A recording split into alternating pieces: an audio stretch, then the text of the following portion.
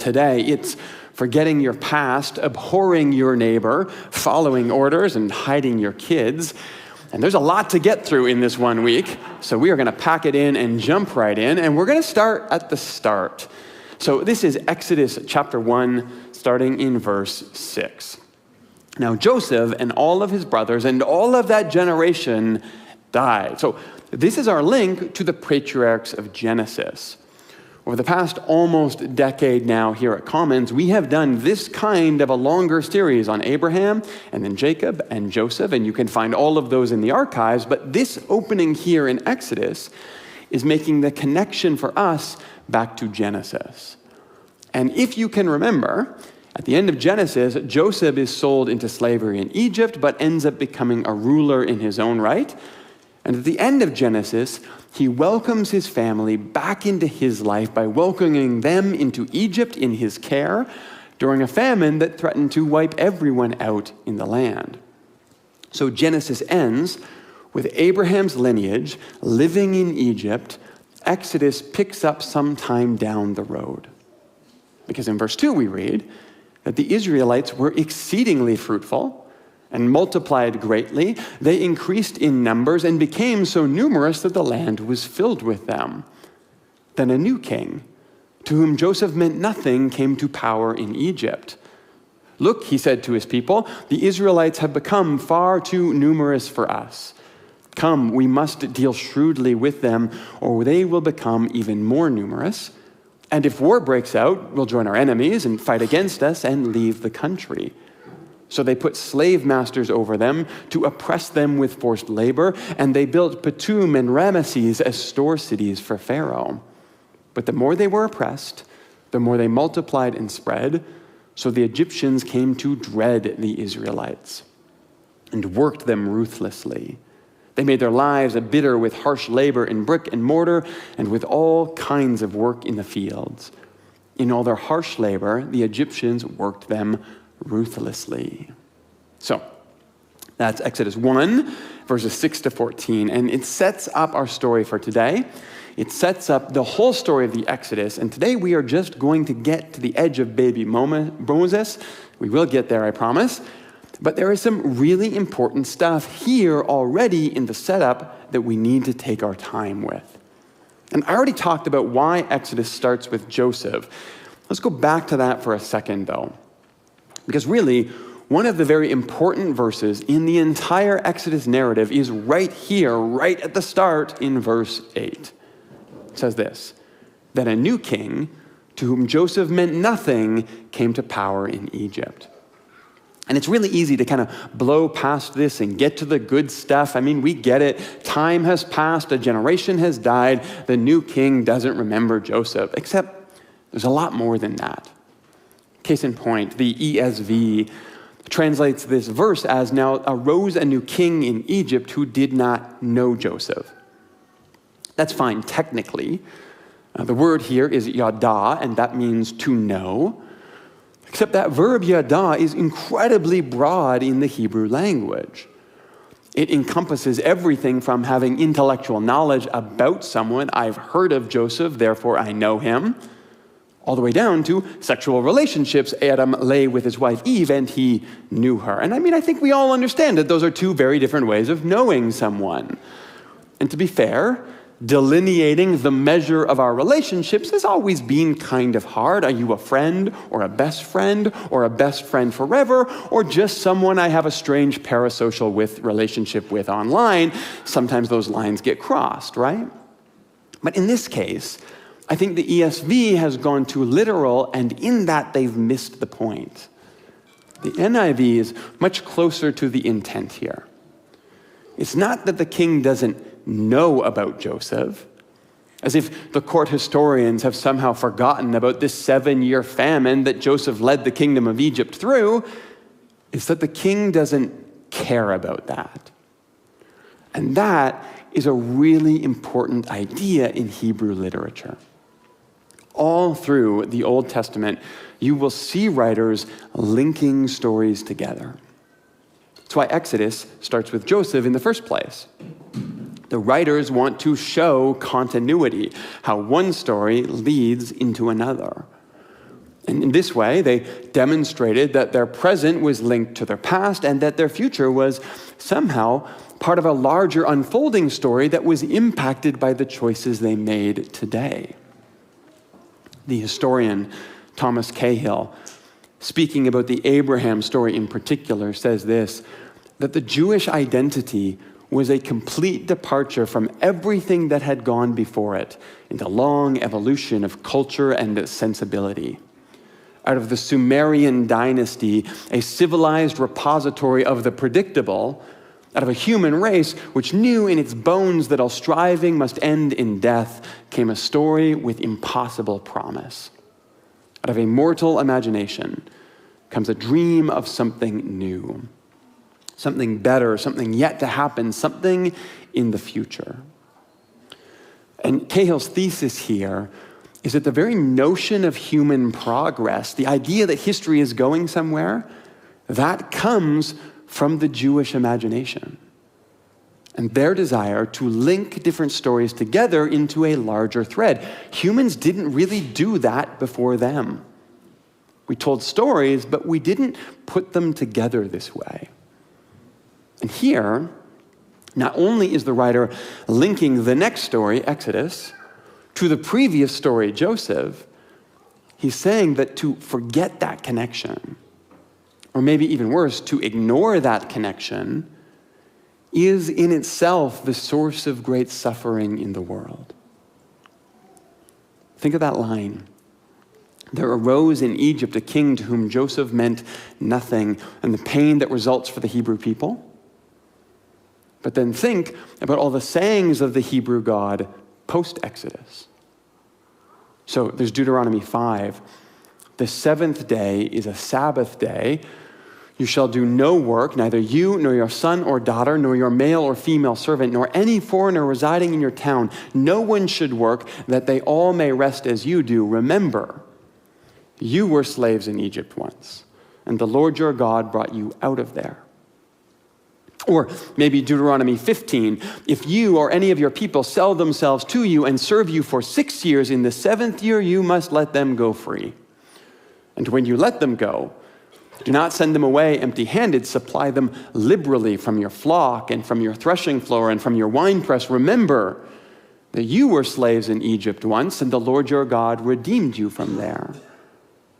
Or then there's Deuteronomy 24. Do not deprive the foreigner or the fatherless of justice. Do not take the cloak of a widow. Remember, you were slaves in Egypt once, and the Lord your God redeemed you from there.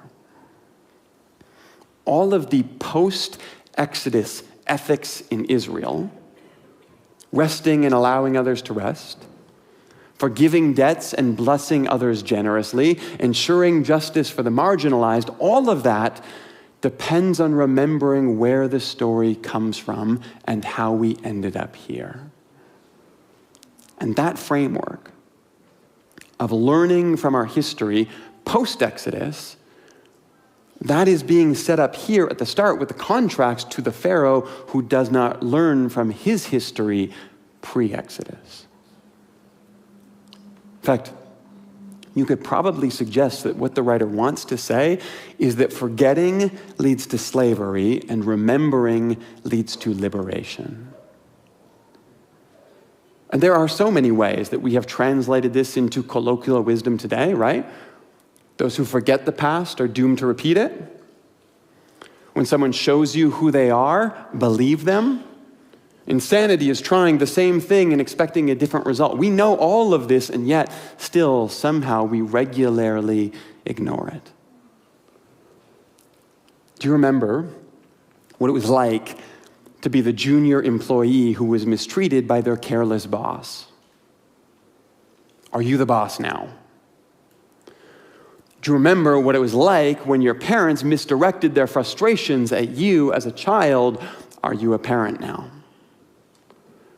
Do you remember what it felt like to have arbitrary and unreasonable expectations placed on you by someone who didn't take the time to understand your story or what you were going through? Because I know we all still do that one from time to time. Far too often, we are the king who arose and cared nothing for Joseph. instead of the ones who remembered the way that God lifted and healed us and then carried that forward for someone else. And all of that is being set up here in this opening line because that's what the Hebrew people did. They understood their history as story. Now, you want an interesting exercise? Sit down sometime, take out a blank page, and just write out your personal history. Like all the major twists and turns and things that have brought you here to that moment as you sit there, no motive, no blame, just the contours of your journey. And then think about the story you tell yourself about what's on that page. Do you carry shame for things that happened to you? Do you blame yourself for things that you didn't control? Do you have pride about the way that you've grown and changed when you made mistakes? Do you celebrate unexpected moments that pointed you in new and surprising directions? It's not just knowing about our past, it's how we care for our past, how we understand our past. And the stories we tell ourselves about ourselves, the way we metabolize and learn from our past, is far more important than just the facts you put on the page. That's what the writer wants us to tap into here. It's not that the king doesn't know the facts about Joseph. It's that the king isn't wise enough to know what to do with them. And sometimes we don't spend enough time learning what to do with our past. And so we read that the king said to his people, "The Israelites have become far too numerous for us. Come, we must deal shrewdly with them." So they put slave masters over them to oppress them. But the more they were oppressed, the more they multiplied and spread. So the Egyptians came to dread the Israelites and worked them ever more ruthlessly. Some interesting stuff here. First of all, the NIV says that the Egyptians came to dread the Israelites. That's the word kutz, or yakutsu specifically here in this passage. But the reason translators have gone with dread is to tie the people's feelings back to the Pharaoh's concerns about a revolt. They feared the Israelites might rise up, and that's fair. Except the root of that word is actually more along the lines of loathing. So the intent here has more to do with animosity than it does with fear. The sentiment here is sort of, this is our country, and these immigrants are here breeding like rabbits. We don't like them. And before we get too far down on the Egyptians in this story here, let's remember sort of like everything happening in our world today. Now, friends to the south have a certain politician that has made their entire career off this kind of sentiment, so this is a very human instinct. It starts with loathing. We don't like them. And it slowly gets weaponized into fear. They are a threat to our way of life. And that is a story that is very easy to fall prey to, especially if we don't remember our past. Like, here's the truth. Most of us here in this room, we are settlers on native land who somehow instinctively feel the right to control who gets to come here next, right? And I understand immigration is a complex issue, but if we forget how we got here and the suffering that we caused, how on earth do we ever expect to navigate the future honorably? To quote from the end of Exodus, "Do not mistreat or oppress a foreigner." Why? Because you were foreigners once. That's Exodus 22. And look how easily things escalate once the dominant group gives itself permission to even just slightly diminish the humanity of those they see as a threat to them. This is picking up where we left off in verse 14. They made their lives bitter with harsh labor in brick and mortar and with all kinds of work in the fields. In all their harsh labor, the Egyptians worked them ruthlessly. We read that part already, but that word ruthlessly here, it's the word parak in Hebrew. It means to crush or grind, to crumble and crunch, and it actually comes from a Neo-Assyrian root that meant simply violence. So violent laws lead to, verse 15, the king of Egypt said to the Hebrew midwives, whose names were Shiprah and Puah, When you are helping the Hebrew women during childbirth on the delivery stool, if you see that the baby is a boy, kill him. But if it is a girl, let her live. So, think about this. In 8 verses now, we have gone from a new king who does not learn from the past, from animosity that turns into dehumanizing fear of the other, from oppression that becomes very quickly outright murder. Things can escalate quickly, and the writer wants you to see that here. If we let these ideas take hold in our heart, they will take us to places we never thought we would go. But let's talk about Shiprah and Puah here for a moment. As there's some debate about these identities. These names are not straightforwardly Hebrew, but they are Semitic. And so because of that, the question has become, well, are they really Israelite midwives, or are they midwives assigned to the Israelites? After all, if they are Hebrew, why would Pharaoh ever think they would even go along with this request? And that's a fair question.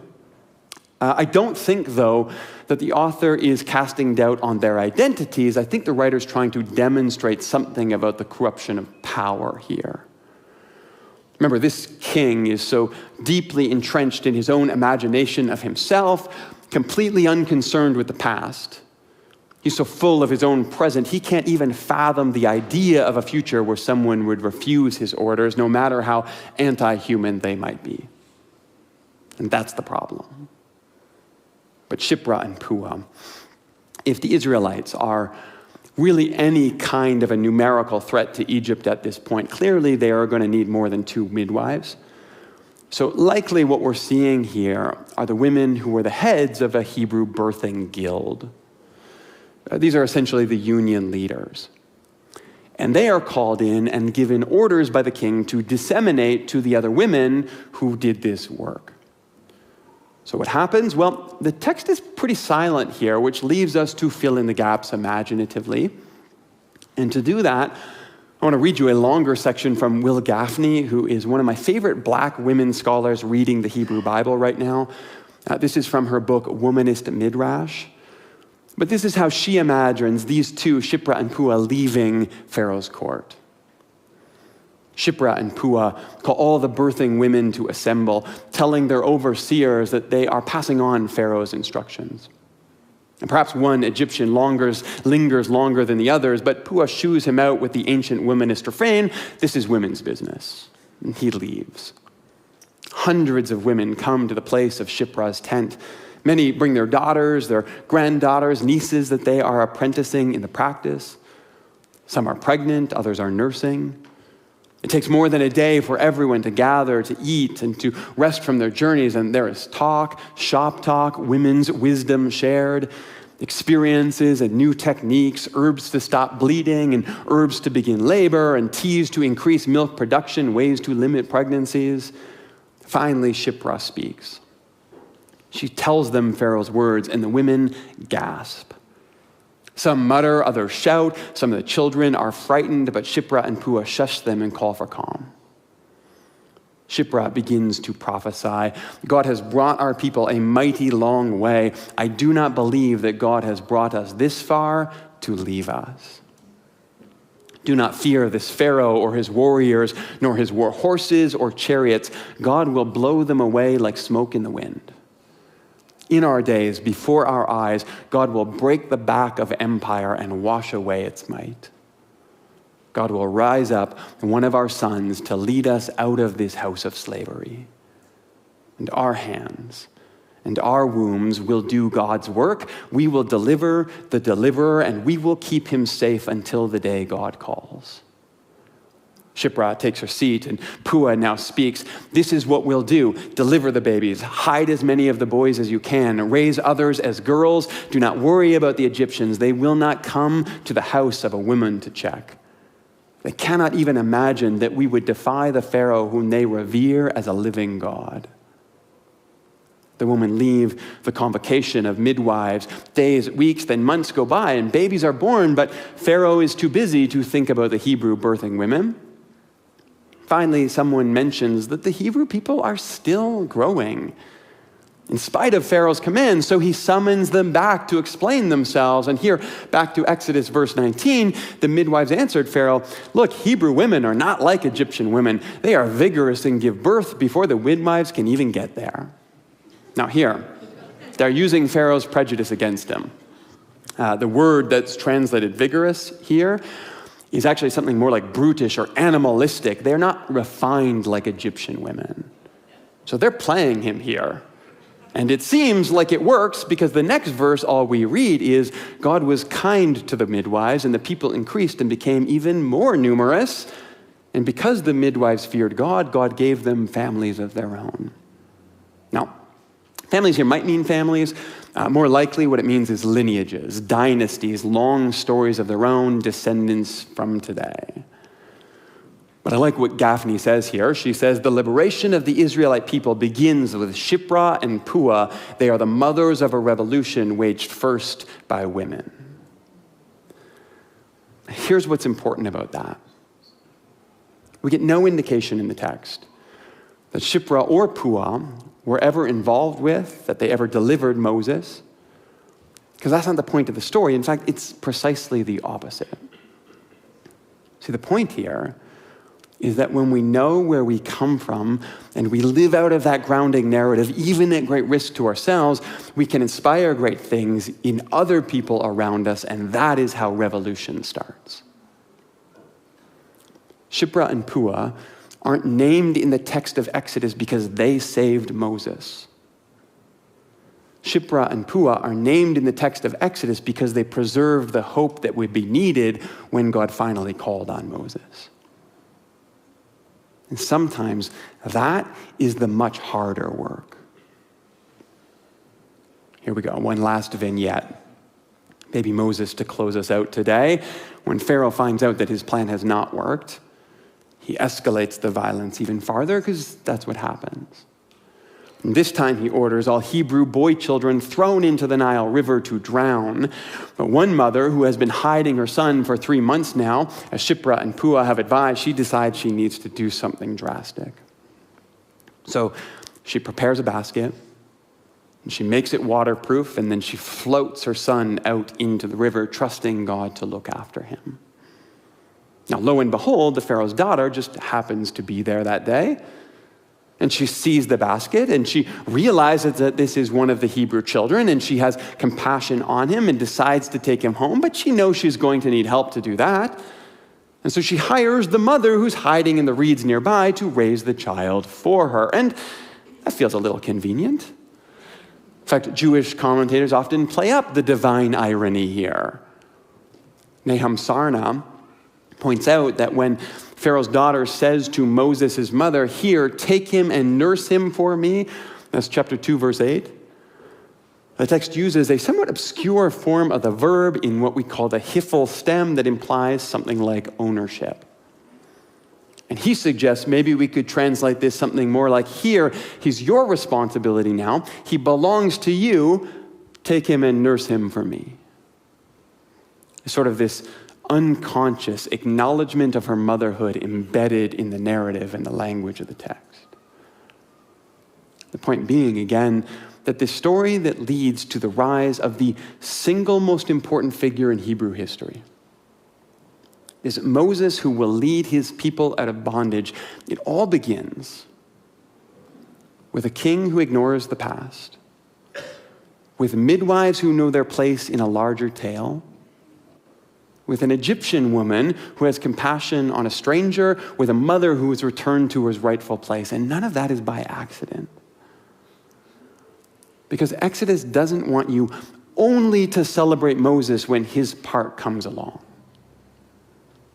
It wants you to understand before that liberation begins in the faithful choices of regular people who become aware of the injustice around them and then work to subvert it wherever they can.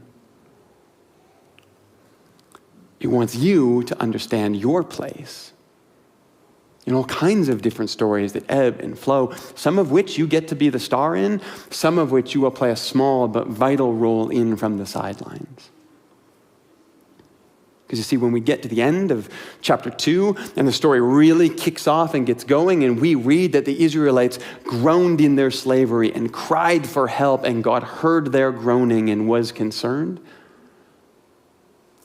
Exodus wants us to remember that this isn't the start of the story. It's a response to the faithfulness of countless Hebrews, particularly women, who kept the story moving forward through some of its darkest moments. And because they knew where they came from, they kept things moving forward, and often, really, that's all faith is. So might we honor those in our lives who've kept us moving forward when we didn't think we could. And might we uncover strength in ourselves we thought that we had lost. Might we ground ourselves in a story, in a past that is large enough to weather whatever may come in front of us. And through it all, might we find each of us some small way to contribute to the liberation that Jesus welcomes all people to encounter. That's the Exodus story.